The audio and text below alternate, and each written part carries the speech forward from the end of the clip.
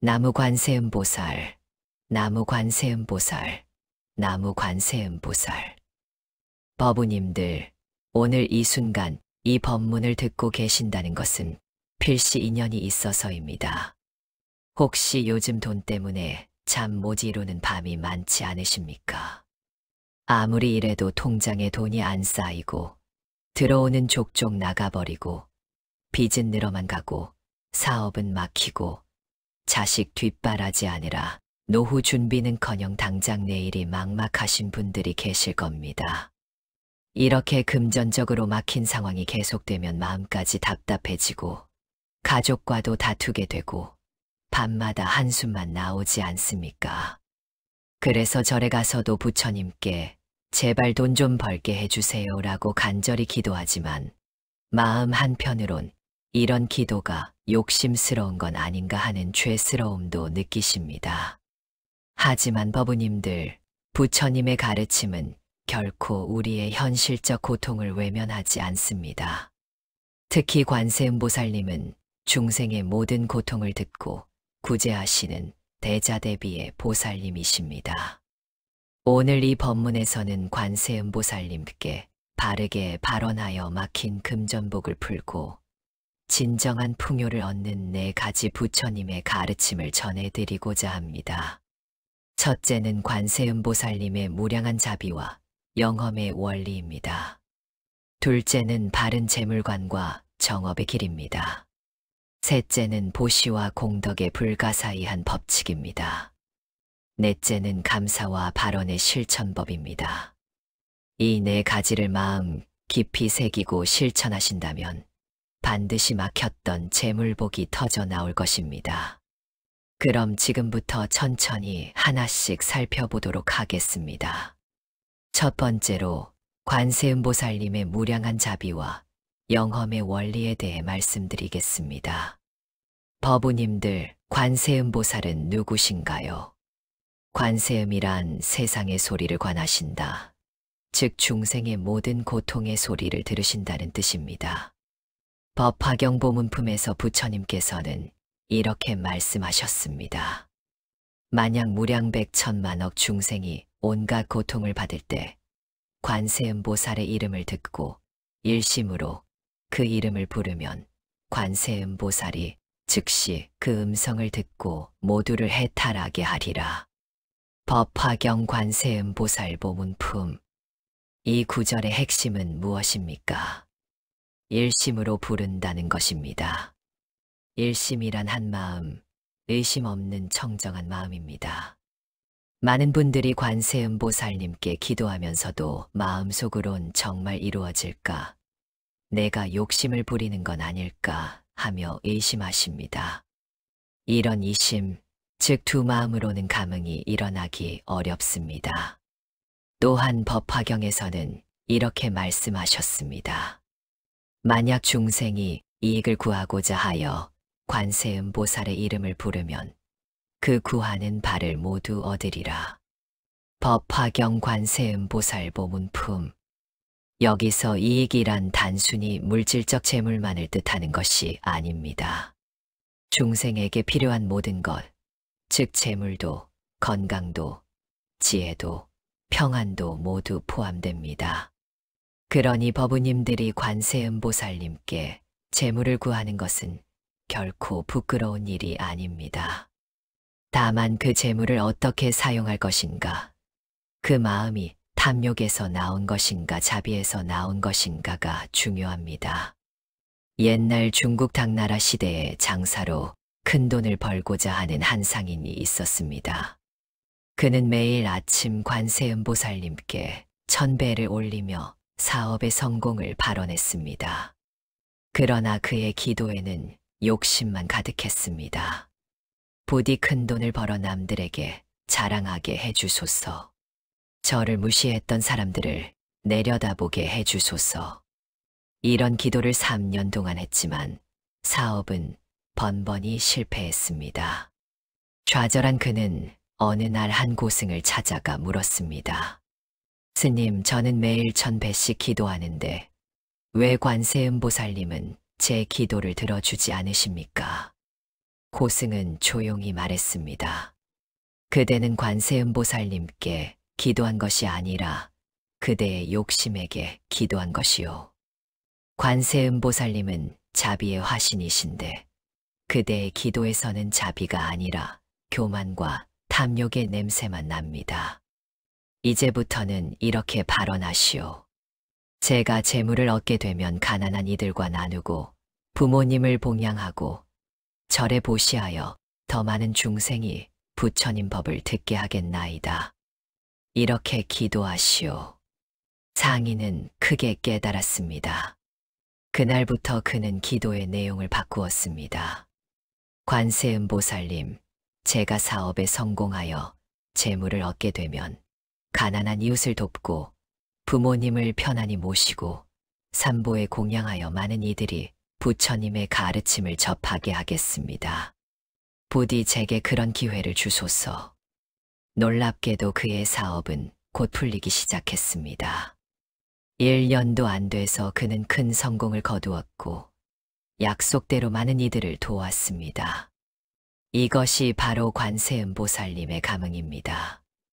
관세음보살님은 우리의 입술의 말이 아니라 마음의 소리를 들으십니다. 그러니 법우님들, 관세음보살님께 발언하실 때는 먼저 이렇게 물어보십시오. 내가 구하는 이 재물로 무엇을 하려는가? 나만의 욕심인가? 아니면 나와 타인 모두를 이롭게 하려는 것인가? 이 마음이 바로 설 때 관세음보살님의 가피가 임하는 것입니다. 그리고 무엇보다 중요한 것은 꾸준함입니다.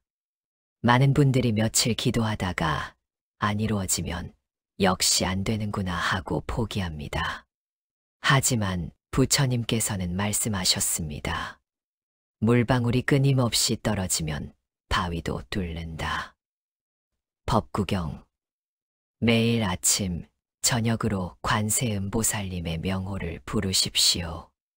나무 관세음보살, 나무 관세음보살, 나무 관세음보살. 최소한 100번, 1000번, 10,000번을 목표로 꾸준히 부르십시오. 그 소리가 쌓이고 쌓여서 하늘에 닿을 때 반드시 감흥이 일어납니다. 그리고 기도할 때는 관세음보살님의 모습을 마음에 그려보십시오. 자비로운 얼굴로 우리를 내려다보시는 모습, 1000개의 손으로 중생을 구제하시는 모습을 선명하게 관상하십시오. 이것이 바로 관상연불입니다. 입으로 부르고 마음으로 생각하고 귀로 듣는 이 삼밀상응 연불이 큰 공덕을 만듭니다. 자, 이제 첫 번째 가르침을 정리해 보겠습니다. 관세음보살님은 우리의 고통을 모두 들으시고 구제하시는 분이십니다. 하지만 일심으로 자비심을 품고 꾸준히 기도할 때 그 감흥이 나타나는 것입니다. 그럼 이제 두 번째 가르침으로 넘어가겠습니다. 두 번째로 바른 재물관과 정업의 길에 대해 말씀드리겠습니다. 법우님들, 부처님께서는 재물 자체를 나쁘다고 하신 적이 없습니다. 오히려 재물은 우리 삶에 필요한 것이고 잘 사용하면 큰 선업을 짓는 도구가 됩니다. 부처님께서는 선생경에서 이렇게 말씀하셨습니다. 재물은 5가지 이익이 있다. 첫째, 자신을 편안하게 하고, 둘째, 부모를 봉양하고, 셋째, 처자를 보호하고, 넷째, 친구를 도우며, 다섯째, 삼보에 공양한다. 선생경. 보십시오. 부처님께서는 재물의 긍정적인 면을 명확히 말씀하셨습니다. 문제는 재물을 얻는 방법과 사용하는 방법입니다. 부처님께서는 8정도에서 정업, 즉 바른 행위를 강조하셨습니다. 정업이란 무엇입니까? 살생하지 않고 도둑질하지 않고 사음하지 않는 것입니다. 재물을 얻는데도 이 정업의 길이 있습니다. 부처님께서는 자바암경에서 이렇게 말씀하셨습니다. 바른 방법으로 재물을 모으고 바르게 사용하면 그 재물은 복이 되어 돌아온다.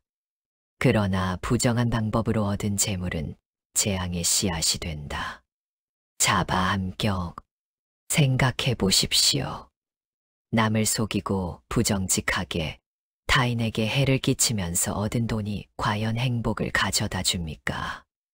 그런 돈은 마음을 불안하게 하고 언젠가는 다 빠져나가거나 더 큰 재앙으로 돌아옵니다. 이것이 바로 인과응보의 법칙입니다. 조선시대에 이런 이야기가 전해집니다. 어느 부자가 있었는데 그는 소작인들에게서 부당하게 많은 소작료를 받아 재산을 불렸습니다. 가난한 소작인들이 흉년에도 소작료를 내지 못하면 땅을 빼앗고 심지어 딸을 팔게까지 만들었습니다. 그렇게 모은 재산으로 그는 큰 기와집을 짓고 화려하게 살았습니다. 어느 날 그 부자는 절에 가서 큰 돈을 시주하며 복을 빌었습니다. 그때 절의 노스님이 물었습니다. 시주님, 이 재물은 어떻게 모으셨습니까? 부자는 자랑스럽게 대답했습니다. 저는 땅을 많이 가지고 있어서 소작인들에게서 소작료를 받습니다. 노스님은 다시 물었습니다. 그 소작료는 공정합니까? 부자는 말했습니다. 제 땅이니 제가 정하는 대로 받는 것이지요. 노스님은 고개를 저으며 말했습니다. 시주님, 이 시주는 받을 수 없습니다. 부처님께서는 부정한 방법으로 얻은 재물로 보시에도 공덕이 되지 않는다고 하셨습니다. 오히려 죄업만 더할 뿐입니다. 먼저 소작인들에게 돌아가서 부당하게 받은 것을 돌려주고 공정한 소작료를 정하십시오. 그런 다음에 보시를 하십시오. 부자는 화가 나서 절을 떠났습니다. 하지만 그날 밤부터 악몽에 시달렸습니다. 꿈에서 수많은 사람들이 그를 원망하며 괴롭혔습니다. 결국 그는 병이 들어 고생하다가 마지막에는 모든 재산을 잃고 비참하게 죽었습니다. 이것이 부정한 재물의 과보입니다. 반대로 바른 방법으로 재물을 모은 사람의 이야기도 있습니다. 신라시대에 김대성이라는 사람이 있었습니다. 그는 가난한 집안 출신이었지만 정직하게 장사를 해서 조금씩 재물을 모았습니다. 그는 절대로 남을 속이거나 부당한 이익을 취하지 않았습니다. 손해를 보더라도 정직하게 거래했습니다. 그러자 사람들이 그를 신뢰하게 되었고 점점 더 많은 사람들이 그와 거래하고 싶어 했습니다. 결국 그는 큰 부자가 되었습니다. 그리고 그는 자신의 재물로 불국사와 석굴암을 지었습니다. 이것이 바로 정업으로 얻은 재물의 아름다운 결실입니다. 오늘날까지 불국사와 석굴암은 수많은 사람들에게 감동을 주고 있지 않습니까? 법우님들, 여러분이 지금 돈이 막혀 있다면 먼저 이것을 돌아보십시오. 나는 정직하게 살고 있는가? 내가 하는 일이 남에게 해를 끼치지는 않는가? 내가 받는 돈이 정당한 대가인가? 만약 마음 한구석에 찔리는 데가 있다면 그것부터 바로잡아야 합니다. 부처님께서는 이렇게 말씀하셨습니다. 보시는 탐욕의 번뇌를 끊고 지게는 악업의 번뇌를 끊으며 선정은 산란한 번뇌를 끊고 지혜는 무명의 번뇌를 끊는다. 대지도로 지계, 즉 해유를 지키는 것이 재물복의 근본입니다. 오계를 지키십시오. 살생하지 말고 도둑질하지 말고 사음하지 말고 거짓말하지 말고 술을 마시지 마십시오. 특히 재물과 관련해서는 불투도, 즉 도둑질하지 않는 것이 핵심입니다. 이것은 단순히 남의 물건을 훔치지 않는 것만이 아닙니다. 부당한 이익을 취하지 않고 정직하게 거래하고 약속을 지키고 품질을 속이지 않는 것 모두가 불투도에 포함됩니다. 또한 불망어, 즉 거짓말하지 않는 것도 중요합니다. 사업을 하면서 과장 광고를 하거나 제품을 속이거나 거짓 약속을 하는 것은 모두 불망어를 어기는 것입니다. 이런 것들을 하면 당장은 이익이 생기는 것 같아도 결국 신뢰를 잃고 사업이 망하게 됩니다. 그러니 법우님들, 지금 당장 큰 돈이 안 들어와도 실망하지 마십시오. 먼저 나 자신이 정업의 길을 걷고 있는지 점검하십시오. 정직하게, 성실하게 남에게 도움이 되는 일을 하십시오. 그렇게 쌓인 선업이 반드시 재물복으로 돌아올 것입니다. 부처님께서는 이렇게 말씀하셨습니다. 선업을 짓는 자는 비록 먼 훗날이라도 반드시 좋은 과보를 받는다. 마치 씨앗을 뿌리면 반드시 싹이 나는 것과 같다. 법구경. 씨앗을 뿌리고 다음 날 바로 열매를 기대할 수는 없습니다. 봄에 씨를 뿌리면 가을에 거두는 것처럼 선업도 때가 되면 반드시 결실을 맺습니다. 그러니 조급해하지 마시고 묵묵히 정도를 걸으십시오. 정업의 길을 걸으면서 관세음보살님께 발언하십시오. 관세음보살님, 제가 정직하고 성실하게 살 수 있도록 가피를 주소서. 제가 하는 일이 모든 이에게 이익이 되게 하소서. 이렇게 기도하고 실천할 때 막혔던 길이 열립니다. 자, 이제 두 번째 가르침을 정리하겠습니다. 재물은 나쁜 것이 아니지만 정업으로 얻어야 진정한 복이 됩니다. 정직하게 남에게 해를 끼치지 않고 오계를 지키며 사는 것이 재물복의 토대입니다. 그럼 이제 세 번째 가르침으로 넘어가겠습니다. 세 번째로 보시와 공덕의 불가사의한 법칙에 대해 말씀드리겠습니다. 법우님들, 이것은 역설처럼 들릴 수 있습니다. 돈이 없어서 고통받는 사람에게 보시하라고 말하는 것이 말이 됩니까? 하지만 이것이 바로 부처님께서 가르치신 재물을 얻는 가장 확실한 방법입니다. 부처님께서는 잡보장경에서 이렇게 말씀하셨습니다. 보시는 재물을 얻는 원인이다. 보시하는 자는 현세에도 복을 받고 내세에도 부유하게 태어난다. 잡보장경. 또한 우바세계경에서는 이렇게 말씀하셨습니다. 보시는 모든 복의 근본이다. 재물을 얻고자 하는 자는 반드시 보시를 해야 한다. 보시는 마치 씨앗과 같아서 뿌린 만큼 수확하게 된다. 우바세계경. 생각해 보십시오.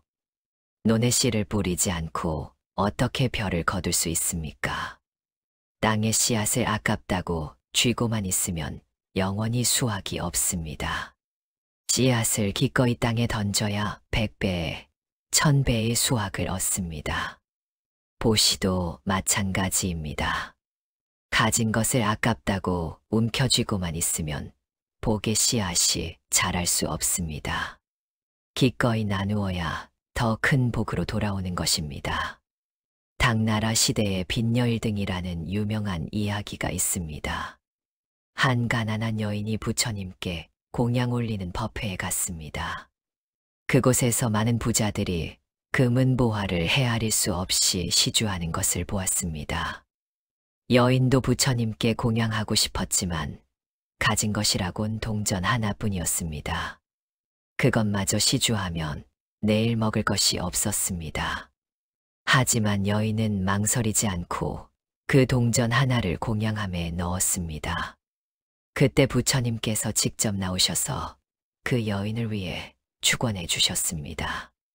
부자들은 놀라며 물었습니다. 부처님, 저희는 많은 재물을 시주했는데도 축원을 받지 못했는데 왜 저 가난한 여인에게만 축원해 주십니까? 부처님께서 말씀하셨습니다. 그대들은 많이 시주했지만 가진 것 중 극히 일부만 냈다. 마음도 공덕을 바라는 욕심으로 가득했다. 하지만 이 여인은 자신의 전부를 시주했고 마음도 지극히 청정했다. 그러므로 이 여인의 공덕이 가장 크다. 현우경.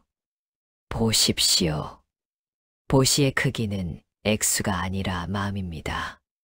많이 가진 사람이 적게 내는 것보다 적게 가진 사람이 전부를 내는 것이 더 큰 공덕입니다. 그러니 법우님들, 나는 가난해서 보시할 것이 없다고 말하지 마십시오. 1000원이라도 100원이라도 지극한 마음으로 보시하면 그것이 큰 복의 씨앗이 됩니다. 부처님께서는 보시에 3가지가 있다고 하셨습니다. 첫째는 제시, 즉 재물을 보시하는 것입니다. 둘째는 법시, 즉 법을 가르쳐 주는 것입니다. 셋째는 무외시, 즉 두려움에서 벗어나게 해주는 것입니다. 대지도로, 재물이 없으면 법을 나누면 됩니다. 누군가에게 좋은 말, 위로의 말, 부처님 법을 전해주는 것도 큰 보시입니다. 또한 힘든 사람을 위로해주고 겁먹은 사람을 안심시켜주는 것도 보시입니다. 미소를 짓는 것, 친절한 말 한마디, 길을 가르쳐주는 것, 노인의 짐을 들어주는 것, 모두가 보시입니다. 조선시대 무학대사의 이야기가 있습니다. 무학대사가 젊었을 때 한 노파를 만났습니다. 노파는 대사에게 물 한 그릇을 건네며 말했습니다. 스님, 시원한 물 한 그릇 드십시오. 무학대사는 감사히 그 물을 마시고 노파에게 법문을 해주었습니다. 훗날 무학대사가 조선의 왕사가 되었을 때 그 노파가 다시 찾아왔습니다. 대사는 노파를 알아보고 정중히 예를 갖추었습니다. 주변 사람들이 놀라며 물었습니다. 대사님, 저 평범한 노파에게 왜 그렇게 공손히 대하십니까? 무학대사가 말했습니다. 이분이야말로 나의 은인이십니다. 내가 목마를 때 물 한 그릇 주신 그 공덕으로 이분은 반드시 큰 복을 받으실 것입니다. 그리고 실제로 그 노파의 자손들은 크게 번성했다고 합니다. 보십시오. 물 한 그릇도 지극한 마음으로 보시하면 이렇게 큰 복이 됩니다. 그러니 법우님들, 지금 당장 큰 돈을 보시할 수 없어도 괜찮습니다. 절에 가서 100원, 1000원이라도 공양함에 넣으십시오. 길에서 어려운 사람을 만나면 조금이라도 도우십시오. 또는 봉사활동을 하십시오. 절에 가서 청소를 하거나 공양간 일을 돕거나 법회 준비를 도와주는 것도 큰 보시입니다. 부처님께서는 이렇게 말씀하셨습니다. 보시에는 7가지가 있다. 첫째 안시, 자비로운 눈빛으로 보는 것. 둘째 화안시, 미소 짓는 것. 셋째 언시, 따뜻한 말을 하는 것. 넷째 신시, 몸으로 봉사하는 것. 다섯째 심시, 마음으로 함께 기뻐하는 것. 여섯째 상좌시, 자리를 양보하는 것.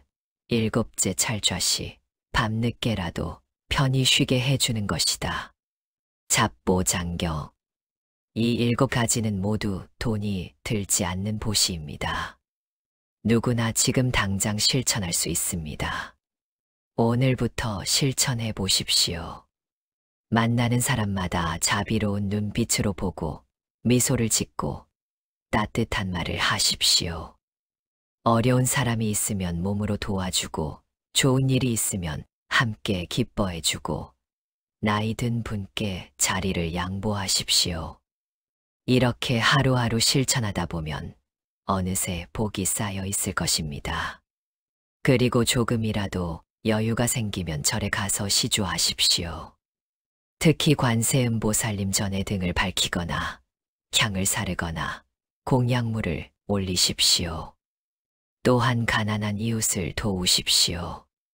부처님께서는 이렇게 말씀하셨습니다. 가난한 자에게 보시하는 것이 복전이 된다. 자바함경. 복전이란 복을 심는 밭이라는 뜻입니다. 가난한 사람을 도와주면 그 공덕이 가장 빨리, 가장 크게 열매를 맺습니다. 그리고 보시할 때는 반드시 회향하십시오. 이 공덕으로 모든 중생이 고통에서 벗어나고 궁극적으로 부처의 깨달음을 얻게 하소서. 이렇게 회향하면 나의 복이 줄어드는 것이 아니라 오히려 더욱 커집니다. 부처님께서는 이렇게 말씀하셨습니다. 하나의 등불로 1000개의 등불을 밝혀도 처음 등불은 줄어들지 않는다. 보시도 이와 같아서 나누면 나눌수록 더욱 커진다. 유마경. 자, 이제 세 번째 가르침을 정리하겠습니다. 보시는 재물복의 씨앗입니다. 가진 것이 적어도 지극한 마음으로 보시하고 돈 없이도 할 수 있는 7가지 보시를 실천하십시오. 그리고 회향하십시오. 이것이 막힌 재물복을 여는 확실한 방법입니다. 그럼 이제 네 번째이자 마지막 가르침으로 넘어가겠습니다. 네 번째로 감사와 발언의 실천법에 대해 말씀드리겠습니다. 법우님들, 마지막으로 가장 중요한 것을 말씀드리겠습니다. 그것은 바로 감사하는 마음입니다. 많은 분들이 돈이 없어서 불행하다, 돈만 있으면 행복할 텐데 라고 생각합니다. 하지만 돈이 많아도 불행한 사람이 얼마나 많습니까? 반대로 가난해도 행복한 사람도 많습니다. 그 차이가 무엇입니까? 바로 감사하는 마음의 유무입니다. 부처님께서는 이렇게 말씀하셨습니다. 만족할 줄 아는 자는 가난해도 부유하고 만족할 줄 모르는 자는 부유해도 가난하다. 법구경. 지족이라는 말입니다. 족한 줄 아는 것이 진정한 부자입니다. 부처님의 10대 제자 중 가섭존자는 평생 헌 옷 한 벌을 입고 탁발하며 살았습니다. 어느 날 부처님께서 자신의 가사를 가섭존자에게 주며 말씀하셨습니다. 가섭이여, 그대는 비록 재물은 없으나 마음이 가장 부유하다.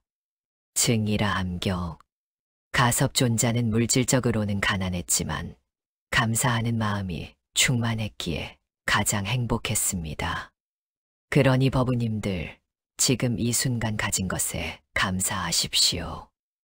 아침에 눈을 뜰 수 있는 것, 숨을 쉴 수 있는 것, 밥을 먹을 수 있는 것, 걸을 수 있는 것, 보고 들을 수 있는 것, 이 모든 것이 얼마나 큰 복입니까? 병원에 가보십시오. 눈을 뜨고 싶어도 뜰 수 없는 사람, 숨 쉬기조차 어려운 사람, 걷지 못하는 사람이 얼마나 많습니까? 그들에 비하면 우리는 이미 엄청난 부자입니다. 매일 아침 일어나면 먼저 감사 기도를 하십시오. 부처님, 오늘도 건강한 몸으로 하루를 시작할 수 있게 해주셔서 감사합니다. 관세음보살님, 오늘도 저를 지켜주시고 인도해 주시옵소서. 그리고 밤에 잠들기 전에도 감사 기도를 하십시오. 부처님, 오늘 하루 무사히 보낼 수 있게 해주셔서 감사합니다. 오늘 만난 모든 분들께 감사하고 오늘 있었던 모든 일에 감사합니다. 이렇게 하루를 감사로 시작하고 감사로 마무리하십시오. 그러면 신기하게도 감사할 일이 점점 더 많이 보입니다. 감사는 또 다른 감사를 불러옵니다. 그리고 구체적인 발언을 하십시오. 막연히 돈을 많이 벌게 해주세요가 아니라 구체적으로 발언하십시오. 관세음보살님, 제가 이번 달 매출 목표를 달성하여 가족을 편안히 모실 수 있게 해주소서. 관세음보살님, 제가 빚을 갚을 수 있도록 좋은 기회를 주소서. 관세음보살님, 제가 사업에서 성공하여 부모님을 봉양하고 자식들을 교육시킬 수 있게 해주소서. 이렇게 구체적으로 발언하되 반드시 그리하여 많은 이들에게 보시하고 삼보에 공양하겠나이다 라는 마음을 담으십시오. 또한 발언할 때는 반드시 실천 계획을 세우십시오. 발언만 하고 아무것도 하지 않으면 이루어지지 않습니다. 관세음보살님은 우리를 돕지만 우리가 노력하지 않으면 도울 수가 없습니다. 사업이 잘 되길 발언하면서 게으름을 피우면 안 됩니다. 좋은 직장을 얻고 싶으면 발언하면서 동시에 열심히 구직 활동을 해야 합니다. 빚을 갚고 싶으면 발언하면서 동시에 절약하고 부지런히 일해야 합니다.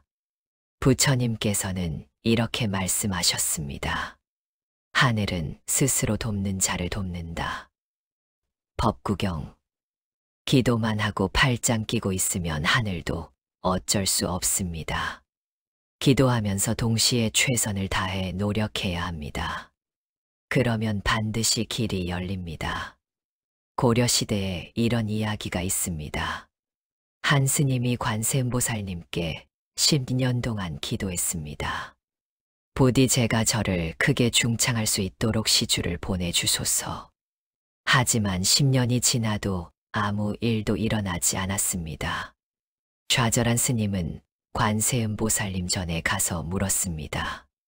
관세음보살님, 저는 10년 동안 기도했는데 왜 응답이 없으십니까? 그날 밤 꿈에 관세음보살님이 나타나 말씀하셨습니다. 스님, 나는 이미 여러 번 시주를 보냈소. 하지만 그대는 방 안에만 앉아 기도만 했지 밖으로 나가지 않았소. 시주들이 찾아왔지만 그대는 문을 열지 않았소. 스님은 크게 깨달았습니다. 그날부터 스님은 기도도 하지만 직접 밖으로 나가 사람들을 만나고 절의 중창 뜻을 알렸습니다. 그러자 많은 시주가 모여들었고 결국 절을 크게 중창할 수 있었습니다. 보십시오. 기도와 실천은 함께 가야 합니다. 날마다 관세음보살님께 기도하십시오.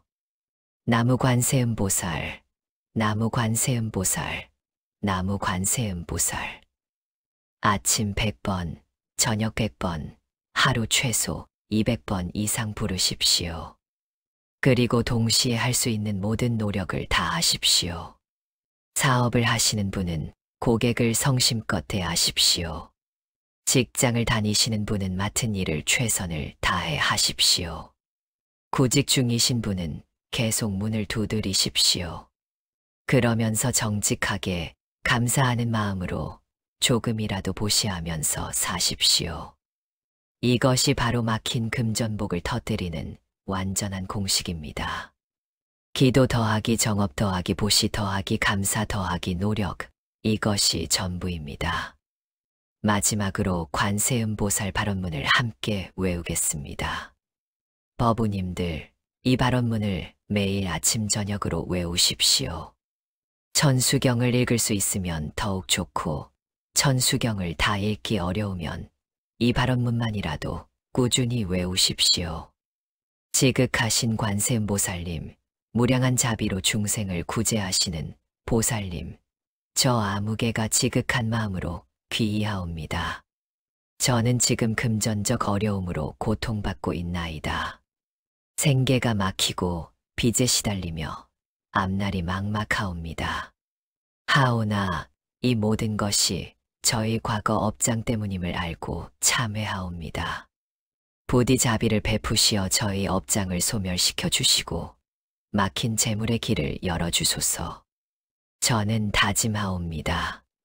정직하게 살고 남에게 해를 끼치지 않으며 바른 방법으로 재물을 구하겠나이다. 조금이라도 여유가 생기면 가난한 이를 돕고 삼보에 공양하며 부모님을 봉양하겠나이다. 하오니 관세음보살님, 저를 가피하시어 정업으로 재물을 얻게 하시고 그 재물로 많은 이들을 이롭게 하는 도구로 쓰게 하소서. 모든 중생이 함께 재물의 고통에서 벗어나 평안하고 궁극적으로는 모두 부처의 깨달음을 얻게 하소서. 나무 관세음보살, 나무 관세음보살, 나무 관세음보살. 이 발언문을 매일 3번씩 외우십시오.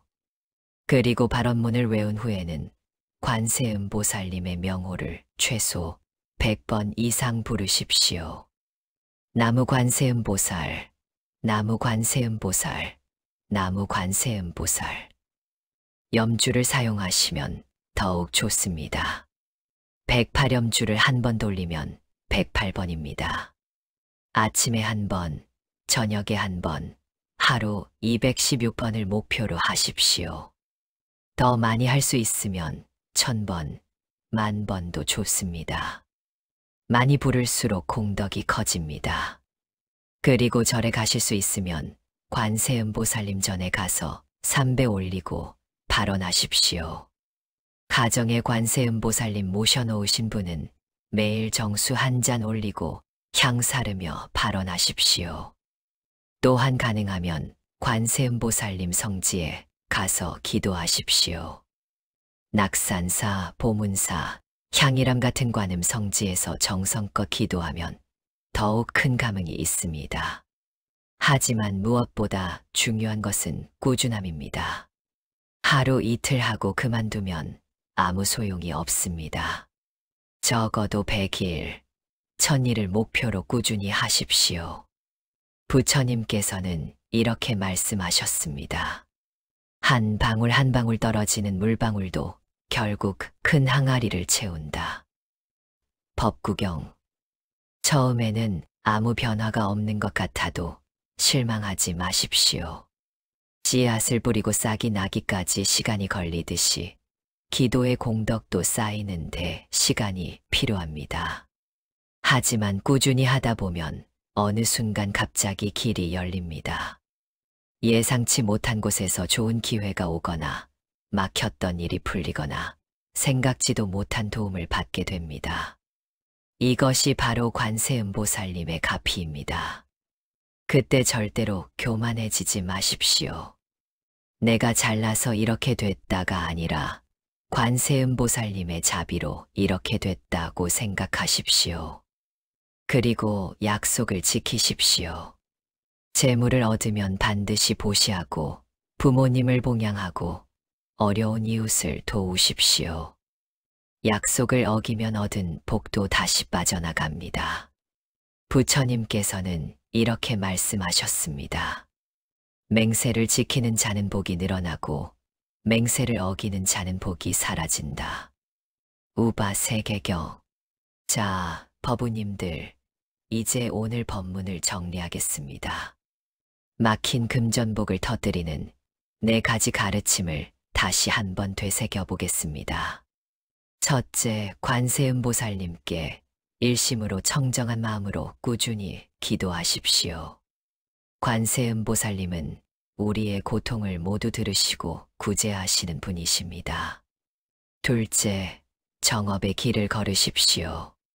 정직하게 남에게 해를 끼치지 않고 오계를 지키며 재물을 구하십시오.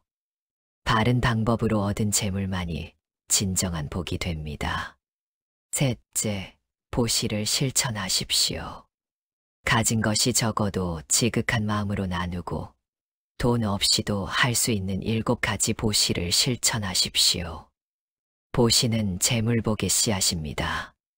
넷째, 감사하고 발언하며 노력하십시오. 지금 가진 것에 감사하고 구체적으로 발언하며 동시에 최선을 다해 노력하십시오. 기도와 실천은 함께 가야 합니다. 이 4가지를 꾸준히 실천하신다면 반드시 막혔던 재물의 길이 열릴 것입니다. 하지만 명심하십시오. 재물은 수단이지 목적이 아닙니다. 재물을 얻는 것도 중요하지만 더 중요한 것은 그 재물로 무엇을 하느냐입니다. 자신만을 위해 쓰면 그것은 독이 되고 남과 나누면 그것은 약이 됩니다. 부처님께서는 이렇게 말씀하셨습니다. 재물은 물과 같다. 흐르면 생명을 주지만 고이면 썩는다. 자바암경. 재물을 움켜쥐고만 있지 마시고 흐르게 하십시오. 나에게 흘러들어오고 나를 통해 남에게 흘러가게 하십시오. 그렇게 할 때 재물은 끊임없이 흘러들어올 것입니다. 법우님들, 오늘 이 법문이 여러분의 삶에 작은 등불이 되기를 바랍니다. 막힌 금전 때문에 고통받고 계신 모든 분들이 이 가르침을 실천하여 어려움에서 벗어나시기를 간절히 기원합니다. 지금 이 순간부터 시작하십시오. 지금 당장 관세음보살님께 발언하십시오. 나무 관세음보살, 나무 관세음보살, 나무 관세음보살. 이 법문이 도움이 되셨다면 좋아요 버튼을 눌러주시고 어려움을 겪고 있는 주변 분들과도 나눠주십시오. 그것도 하나의 보시오 공덕입니다. 그리고 댓글로 여러분의 서원을 적어주십시오. 저는 이렇게 발언합니다 라고 적어주시면 그 발언이 더욱 강한 힘을 얻을 것입니다. 함께 기도하는 것은 혼자 기도하는 것보다 훨씬 큰 힘이 있습니다. 이 영상을 보시는 모든 불자님들, 법우님들, 보살님들께 관세음보살님의 무량한 자비와 가피가 함께 하시기를 기원합니다. 모든 분들의 재물복이 터져나와 풍요롭고 평안한 삶을 사시기를 발언합니다. 또한 그 풍요를 많은 이들과 나누어 함께 행복해지시기를 기원합니다. 이 공덕을 회향하옵니다. 이 법문을 듣고 실천하는 모든 이들이 금전의 고통에서 벗어나고 나아가 모든 번뇌의 고통에서 해탈하여 궁극적으로는 무상정등 정각을 이루기를 바라옵니다. 또한 이 세상의 모든 중생이 함께 재물의 복을 누리고 더 나아가 법의 복을 누려 모두가 함께 극락정토에 왕생하기를 바라옵니다. 나무 석가모니불, 나무 아미타불, 나무 관세음보살, 나무 대세지보살, 나무 지장보살, 나무 삼보에 귀의하옵니다. 법우님들, 오늘도 좋은 하루 되십시오. 항상 감사하는 마음으로, 자비로운 마음으로 정직하게 살아가십시오. 그러면 관세음보살님께서 항상 여러분과 함께 하실 것입니다. 고맙습니다. 나무 관세음보살, 나무 관세음보살, 나무 관세음보살.